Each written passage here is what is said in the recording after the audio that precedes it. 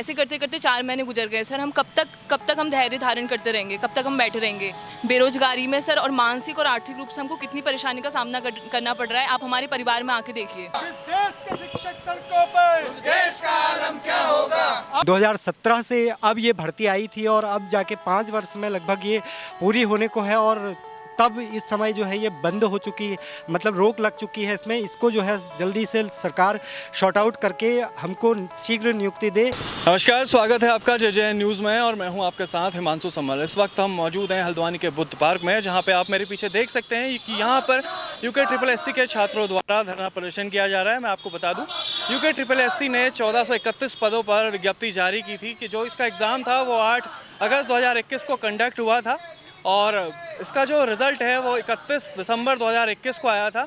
लेकिन जो अभ्यर्थी इस परीक्षा में चयनित नहीं हो पाए थे वो किन्हीं प्रश्नों को लेकर हाईकोर्ट में गए थे, जिसके बाद हाईकोर्ट ने इस भर्ती पर रोक लगा दी थी और हाईकोर्ट ने UKSSC को 2 हफ्तों का टाइम दिया था और जवाब मांगा था। लेकिन अभी तक UKSSC इसका जवाब नहीं दे पाया है, इसका जवाब देने में असमर्थ है, जिसको लेकर आज यहाँ पर धरना प्रदर्शन किया जा रहा है। आइए हम इनसे बात करते हैं और जानते हैं कि क्या है पूरा मामला। आपका नाम?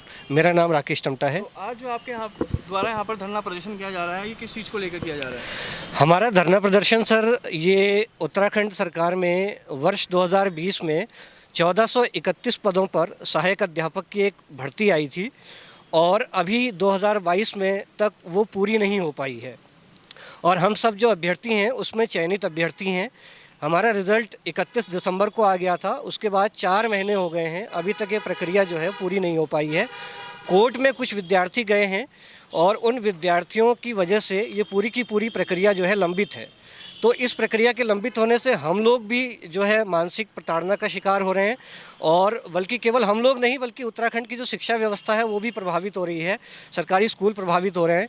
और हमारा इशू क्योंकि इतना बड़ा इशू है नहीं, UKSSC ने हमारे विषय में केवल एक काउंटर एफिडेविट फाइल करना है कोर्ट में जो उन अभ्यर्थियों के क्वेश्चंस हैं उन पर, और वो समय पर नहीं किया जा रहा है। तो इसी बात को लेकर हम यहाँ पर एकत्र हुए हैं और आज हमारा सांकेतिक धरना प्रदर्शन है।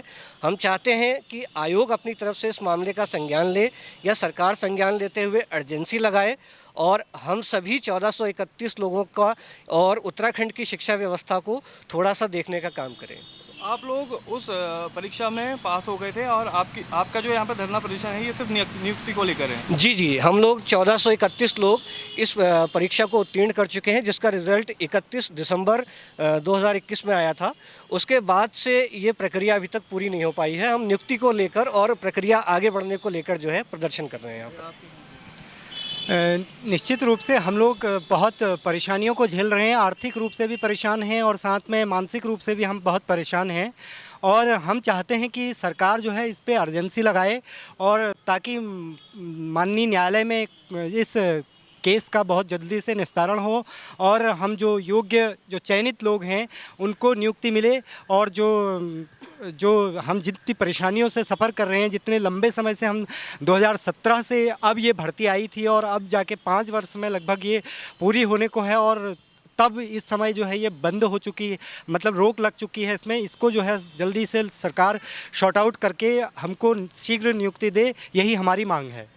इसमें एक चीज़ मैं जोड़ना चाहूँगा सर कि ये जो प्रक्रिया है, पूरा हमारा जो केस चल रहा है, ये प्रश्नों को लेकर विवाद है। जो अभ्यर्थी गए हैं वो क्वेश्चंस को लेकर कोर्ट में गए हैं और इसमें सुप्रीम कोर्ट का एक क्लियर कट फैसला है कि यदि कोई अभ्यर्थी किसी प्रश्न पर आपत्ति करता है तो ऐसी स्थिति में आयोग के द्वारा एक्सपर्ट्स का एक पैनल होता है, उसकी राय अंतिम मानी जाती है और आयोग भी जो है NCERT या कुछ जो उनकी मान्य पुस्तकें हैं उसको आधार मानकर ही तय करता है। तो इतनी सी बात को प्रूव करने में या इसको सिद्ध करने में इतना लंबा समय नहीं लगना चाहिए। तो हम चाहते हैं कि आयोग इस बात को शीघ्र से शीघ्र अतिशीघ्र इसको करने का काम करे। इसी बात को लेकर हम सब एकत्रित हैं और आने वाले समय में भी हम देहरादून में हमारा जो है धरना प्रदर्शन इसके बाद होने वाला है। तो ये जो प्रश्नों की आपने बात की है, तो ये प्रश्न जो परीक्षा में आए हुए प्रश्न हैं वो हैं या फिर कुछ और प्रश्न को लेकर वो लोग गए? ये प्रश्न परीक्षा में आए हुए प्रश्न हैं और 4 प्रश्न ऐसे हैं जिनको लेकर विवाद उत्पन्न हुआ था जिसमें 2 प्रश्न हिंदी के, 2 प्रश्न अन्य विषय साइकोलॉजी के हैं। तो इन प्रश्नों पर जो विवाद है, ये कोई बहुत बड़ा विवाद नहीं है, क्योंकि इसके संदर्भ में एक clear cut guideline supreme court से है, ऑनरेबल सुप्रीम कोर्ट से, और हम न्याय व्यवस्था का पूरा सम्मान करते हैं। और हम बस ये चाहते हैं कि उसको सापेक्ष रखते हुए ये अपना आगे कार्यवाही करें और या अर्जेंसी के माध्यम से कोर्ट में भर्ती चलती रहे, प्रक्रिया चलती रहे, और बाकी जो ये हमारी नियुक्ति प्रक्रिया है इसको सुचारू कर दें, जैसा कि पहले की भर्तियों में भी हुआ है। तो इन चीज़ों को लेकर हम अपनी मांग यहाँ पर रख रहे हैं। तो आइए, हमारे साथ यहाँ पे कुछ महिलाएं भी मौजूद हैं, हम उनसे बात करेंगे कि उनका क्या कहना है। तो जैसे कि हमने उनसे बात की, उन्होंने बोला कि जो प्रश्न आए हुए थे वो गलत हैं, तो आपका क्या कहना है? एक्चुअली ऐसा है ना, आप एक रेफरेंस बुक लेके चलेंगे तो एनसीईआरटी जो है वो एक रेफरेंस बुक होती है, तो उसी के हिसाब से आंसर्स जो है फाइनल होते हैं और आयोग उसी को फाइनल मानता है। तो ऐसे तो किसी भी बुक में कुछ भी आंसर हो सकता है, बहुत सारी बुक्स हैं, तो स्टूडेंट्स जो है उनके हिसाब से चल के मान के चल रहे हैं कि हाँ इस बुक में ये आंसर है, लेकिन आप तो फाइनली जो है वो एनसीईआरटी को ही जो है फाइनल माना जाएगा, जो भी उसमें आंसर होगा।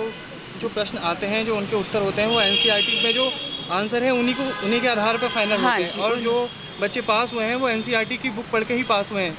मतलब जो आंसर आपके द्वारा वहाँ पे लिखे गए हैं, तो वो एनसीईआरटी के जो आंसर एनसीईआरटी में है उन्हीं को लेकर वही है ना? हाँ जी। अच्छा, और जो उन बच्चों का क्या कहना है जो इस परीक्षा में पास नहीं हो पाए थे? उनका सर एक्चुअली मैं ये बता दूं कि ये कुछ सब्जेक्ट को लेकर है, जैसे फिजिकल एजुकेशन और हिंदी और एक सब्जेक्ट और है, तो उन 3 विषयों में है, जबकि बाकी विषयों में ऐसा कोई केस नहीं गया है कोर्ट में। तो एटलीस्ट जो बाकी विषय हैं उनकी तो कम से कम आप भर्ती करवाइए। स्टे सब पे लगा दिया गया है, पूरी भर्ती प्रक्रिया पे स्टे लगवा दिया गया है। तो हमारी ये रिक्वेस्ट है कि जल्द से जल्द पहले तो आयोग अपना काउंटर फाइल करे वहाँ पे कोर्ट में, और अर्जेंसी लगा के, ताकि क्योंकि टाइम हमको एक महीने की डेट मिल रही है, ऐसे करते करते 4 महीने गुजर गए सर। हम कब तक हम धैर्य धारण करते रहेंगे, कब तक हम बैठे रहेंगे बेरोजगारी में सर, और मानसिक और आर्थिक रूप से हमको कितनी परेशानी का सामना करना पड़ रहा है, आप हमारे परिवार में आके देखिए। तो किन सब्जेक्ट को लेकर कहा आपने? एक फिजिकल एजुकेशन है, एक हिंदी है, और एक जनरल कला विषय है सर, और कला विषय है, फिजिकल है और हिंदी है। तो जैसा कि हमने आपको दिखाया, इस वक्त हम मौजूद थे हल्द्वानी के बुद्ध पार्क में, जहां पर आज UKSSC के छात्रों द्वारा धरना दिया जा रहा है। तो ये वो छात्र हैं जो परीक्षा में पास हो चुके थे, लेकिन जो इनका मामला है कोर्ट में, वो कहीं ना कहीं अभी तक उसका निष्कर्ष नहीं निकल पा रहा है, जिसके वजह से आज भी ये आर्थिक और मानसिक रूप से परेशान हैं और इसको लेकर आज यहाँ पर धरना दे रहे हैं। तो इनका सरकार से बस यही है कि सरकार इस मामले में जल्द से जल्द संज्ञान लें और इनको मानसिक और आर्थिक रूप से निजात मिल सके। तो इस वक्त हम मौजूद थे हल्द्वानी के बुद्ध पार्क में। मैं हूं आपके साथ हिमांशु संबल, और ऐसी ही ग्राउंड रिपोर्ट्स देखने के लिए आप सब्सक्राइब करें हमारे YouTube चैनल JJN न्यूज़ को। धन्यवाद। नहीं किसी से भीख मांगते, हम अपना अधिकार मांगते। जिस देश का शिक्षक सड़कों पर, देश का आलम क्या होगा?